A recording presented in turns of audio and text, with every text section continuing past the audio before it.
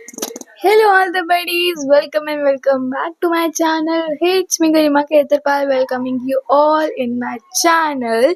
So basically मैंने previous video डाला था फॉर क्लास 11 स्टूडेंट्स कि आपको डमी स्कूलिंग करनी चाहिए और रेगुलर, और अगर इस वीडियो में क्लास 11th का कोई स्टूडेंट है तो जाओ और इस वीडियो को देखो. सो इस वीडियो में मैं बेसिकली क्लास 10th के लिए है कि क्लास 10th में आपको क्लास 10th में आपको ऑप्शन मिलता है दो. मेरे स्कूल में ऑप्शन नहीं था, बट बहुत सारे स्कूल्स में ये ऑप्शन है. और ऑलमोस्ट हर एक स्कूल में, बहुत कुछ ही स्कूल होते हैं जिसमें नहीं होता, जैसे मेरे स्कूल में नहीं था ऑप्शन किस चीज़ का, कि स्टैंडर्ड और बेसिक मैथमेटिक्स के बीच में ऑप्शन, कि आप 10th में आते ऑप्शन मिलता है कि आपको स्टैंडर्ड लेनी है, मैथ्स की बेसिक लेनी है, सो वो चूज़ करना होता है. बट मेरे स्कूल में नहीं था. मेरे स्कूल में स्टैंडर्ड हर बच्चे के लिए कंपल्सरी था, बट मैंने जितने भी बाकी 10th के बच्चे देखे हैं उनका ये ऑप्शन है, उनका ऑप्शन है. आपका भी होगा. सो ये वीडियो आपके लिए है. सो मेरी ना मेरा थोड़ा गला ख़राब है, तो मेरी वॉइस जो है एडजस्ट कर लेना. So without further do let's start the video.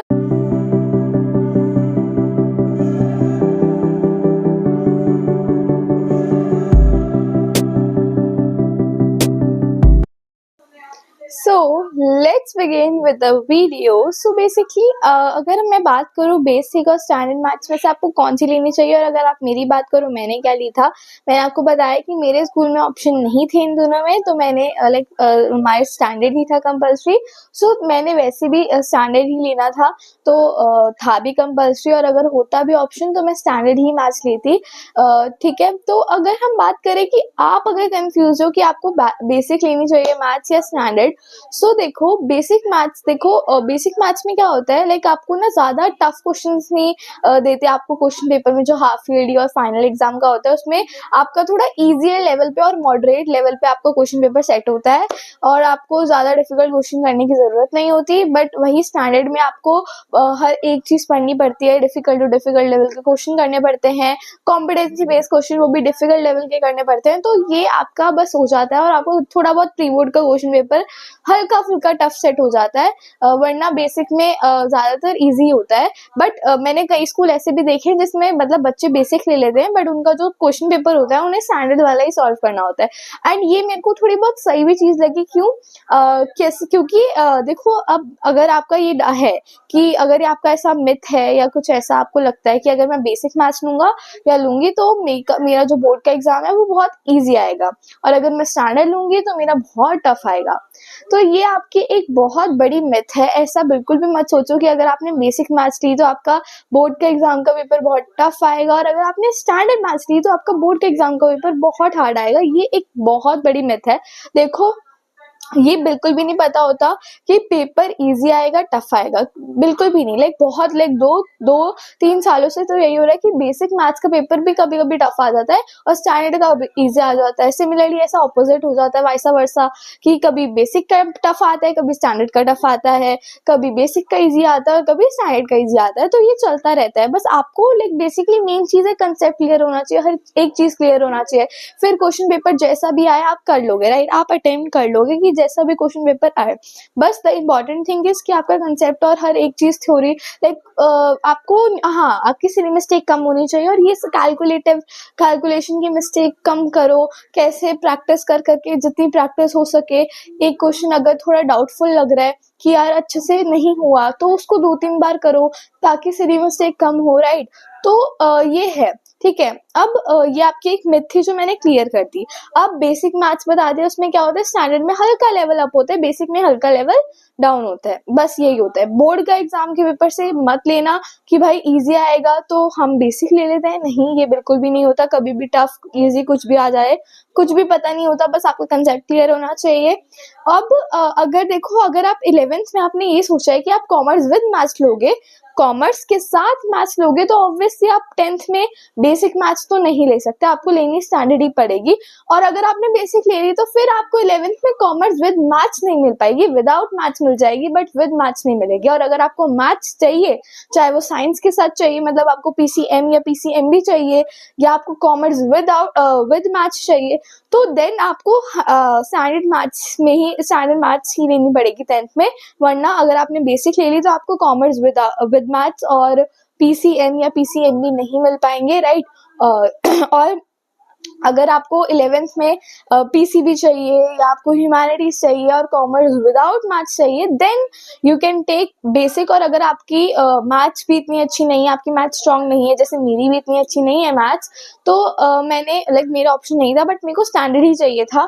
सो अगर आपकी अच्छी नहीं है, आप एवरेज से भी बिलो एवरेज स्टूडेंट या आपको नहीं पसंद मैथ्स, तो आप बेसिक ले सकते हो। बट हाँ, 11th के बेसिस पे लेना कि 11th में कौन सी स्ट्रीम चाहिए। 11th में आपको कॉमर्स विद मैथ्स चाहिए, सो आप बेसिक बिल्कुल भी मत लेना। और कॉमर्स आपको 11th में PCM या PCMB चाहिए, तब भी बेसिक मैथ्स मत लेना, स्टैंडर्ड मैथ्स लेना। और हाँ, अगर 11th में चाहिए आपको PCB या कॉमर्स विदाउट मैथ्स और ह्यूमैनिटीज, देन आप आसानी से बेसिक मैथ्स ले सकते हो और आप बेसिक मैथ्स ले लेना। बस हाँ, दोनों में मेन चीज यही है, जितनी प्रैक्टिस हो सके करना, क्योंकि practice make one perfect, right. So जितनी प्रैक्टिस हो सके करना। और बोर्ड एग्जाम से पहले बहुत सारे बोर्ड एग्जाम के हर साल के लास्ट 5 इयर्स के क्वेश्चन पेपर को डाउनलोड कर लेना, आपको CBSE की वेबसाइट पे मिल जाएगी। और उसको जितना हो सके ना सॉल्व करना। और इसमें से जो भी जैसा होता है ना, कोई भी आपको टफ क्वेश्चन लगता है तो उसको सर्कल छोड़ के सर्कल मार्क करके या कुछ ऐसा मार्क करके छोड़ मत देना, उसको बाद में सॉल्व करो। मैंने आपको अनबर्बाद बुक की रिव्यू में यही बोला था कि शोभित सर ने भी हमें उस बुक में पूरा ऐसा समझाया था कि वो जो गोला होता है वो हमेशा गोला रहता है। एंड ये बहुत बड़ा ट्रुथ है कि जब भी मेरे साथ भी जब भी मैं कोई सर्कल करती हूँ ना क्वेश्चन, तो वो क्वेश्चन सर्कल ही रहता है, मैं उसको सॉल्व बाद में नहीं करती। क्यों? क्योंकि वो टफ होता है या हमसे हो नहीं रहा होता है। बट वो बहुत गलत है। जो भी हमें डाउट है, अगर हमने उसको सर्कल लगाया तो बाकी सारी एक्सरसाइज को कंप्लीट करके हमें लास्ट में वो क्वेश्चन को फिर से सॉल्व करना चाहिए। एंड अगर वो फिर से नहीं होता तो फिर हम देखना चाहिए कि हमें क्या चीज जो है क्लियर नहीं है, राइट। थ्योरी या कुछ ऐसी चीज क्लियर नहीं है या क्या मिस्टेक करे, वो चीज हमें देखनी चाहिए। एंड यस, NCERT को अच्छे से करना।